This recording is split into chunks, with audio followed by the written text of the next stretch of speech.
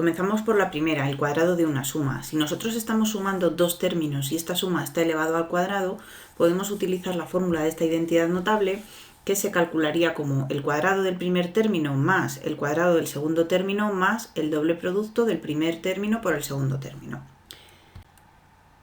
Vamos a verlo con un ejemplo. Es importante detectar cuál es el primer término y cuál es el segundo. Al principio, si queréis, nos lo podemos incluso rodear.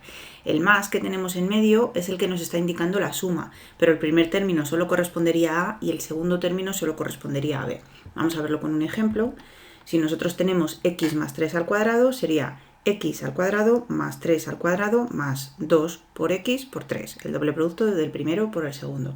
Operamos un poquito, que en este caso solo podemos operar el tercer término, y nos quedaría x al cuadrado más 9 más 6x. Para entender por qué podemos utilizar esta fórmula, aquí tenemos una demostración geométrica. Dibujamos un cuadrado que tenga de lado a más b, es decir, si a vale 3 y b vale 2, pues el cuadrado tendría de lado 5 por 5, un cuadrado, ¿no? Sabemos que el área de los cuadrados se calcula multiplicando lado por lado, así que el área de este cuadrado sería a más b al cuadrado. Si utilizamos los cuadrados correspondientes a los lados a y b, el área se calcularía, el del primer cuadrado que vemos ahí, el área sería a al cuadrado y el de b pues sería b al cuadrado. ¿Qué pasa? Que si nosotros calculamos la suma de estos dos cuadrados, los colocamos aquí en el resultado, pues vemos que no concuerda realmente, es decir, a más b al cuadrado no es únicamente a al cuadrado más b al cuadrado, nos faltan dos partes que corresponden justamente a por b y a por b. De ahí vendría la explicación de la fórmula. El cuadrado de una suma es el cuadrado del primero más el cuadrado del segundo más dos veces el primero por el segundo. Es lo que decimos el doble producto del primero por el segundo. Bueno, os lo voy a explicar manualmente, a ver si así no se nos olvida este último término, que es algo que pasa a menudo. Hemos construido un cuadrado que tiene de lado a, así que si calculásemos su área sería a por a, o sea, a al cuadrado. También hemos construido un cuadrado más chiquitito que tiene por lado b, así que si calculamos su área sería lado por lado b al cuadrado. Y hemos construido un cuadrado más grande que tiene por lado a más b, la suma de los otros dos, así que su área sería a más b al cuadrado. ¿Qué relación hay entre estos tres cuadrados? Pues mirad, si nosotros tenemos a más b al cuadrado es la misma superficie que si tenemos a al cuadrado más b al cuadrado, pero no consigo cubrir toda la superficie, no sé por qué. Efectivamente, lo habéis adivinado.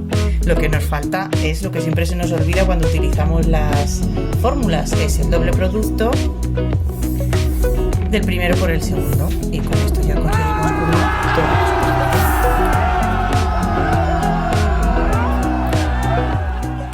Bueno, ¿y cómo se calcula el cuadrado de una diferencia, de una resta? Pues tenemos que poner el primer término al cuadrado más el segundo término al cuadrado y ahora menos, es aquí donde viene la diferencia con la identidad notable anterior, el doble producto del primero por el segundo. Vamos a verlo con un ejemplo también.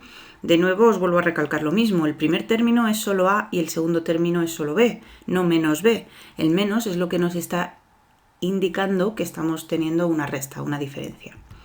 Bueno, para complicarlo un poquito más, hemos puesto los términos pues, con un poquito más de cosa. Por ejemplo, el primer término que vemos aquí sería 2x y el segundo término 4. Y utilizando la fórmula, el primer término al cuadrado más el segundo término al cuadrado menos 2 por el primer término y el segundo término.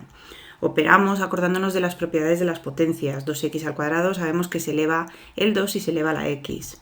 Con lo cual nos quedaría 4x cuadrado, calculamos ahí ese 4 al cuadrado, 16, y operamos el último término, que es el único que nos quedan cuentas por hacer, menos 16x. Y la tercera identidad notable que trabajamos es la de suma por diferencia. Si nosotros nos encontramos la suma de dos términos multiplicada por la resta de exactamente los mismos términos, podemos utilizar esta identidad notable y se calcularía como el primer término al cuadrado menos el segundo término al cuadrado. Vamos a verlo también con un ejemplo. Lo marcamos de colores para que nos quede muy claro que el primer término sería a y el segundo término sería b. También lo complicamos un poquito para ir repasando las propiedades de las potencias. En este caso el primer término es x al cuadrado y el segundo término es 3y.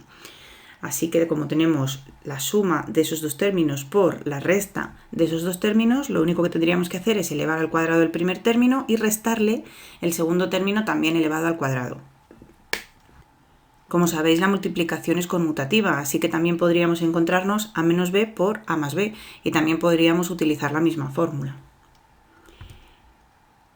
Bueno, y para terminar, pues tenemos el cuadrado del cuadrado, que sería x a la cuarta, menos 9y al cuadrado.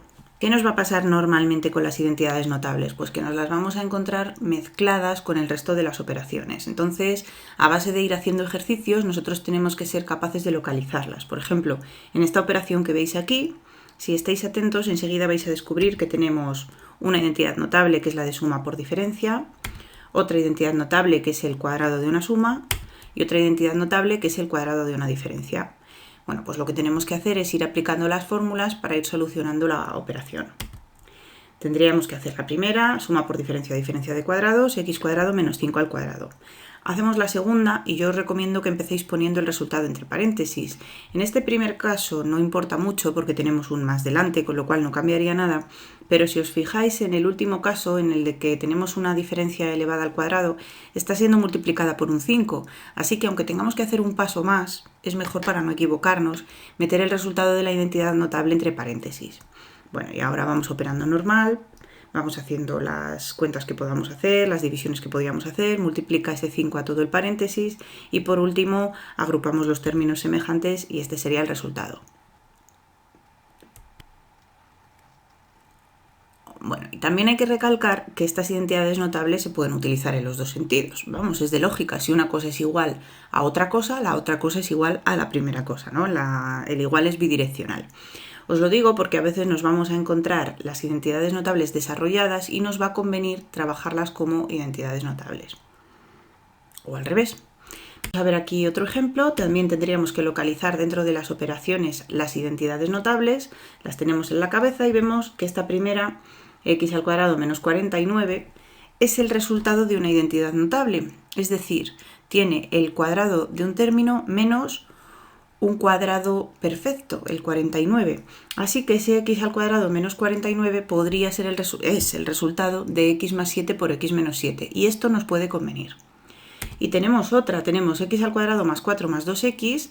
Nosotros la tenemos que detectar como que es el resultado de la suma de x más 2 elevada al cuadrado.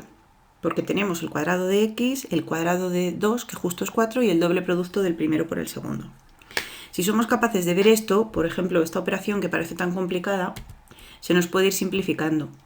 Nosotros hemos transformado el x cuadrado menos 49, lo hemos desarrollado, como x más 7 por x menos 7. ¿Veis? Es hacer el mismo ejercicio pero al revés, ¿no? Y también hemos visto el x cuadrado más 4 más 2x que provenía de x más 2 al cuadrado. ¿Para qué nos conviene esto? Pues porque mirad, en este caso que tenemos una multiplicación de fracciones, podemos ir tachando los factores del denominador con los del numerador. Por ejemplo, este x más 7 se iría con el de abajo, este x menos 7 se iría con el de abajo, este x más 2 también se nos va, este x más 2 también se nos da, y de esta superoperación que nos encontrábamos, al final vemos que el único que ha sobrevivido es el 1. El resultado de esta operación es 1.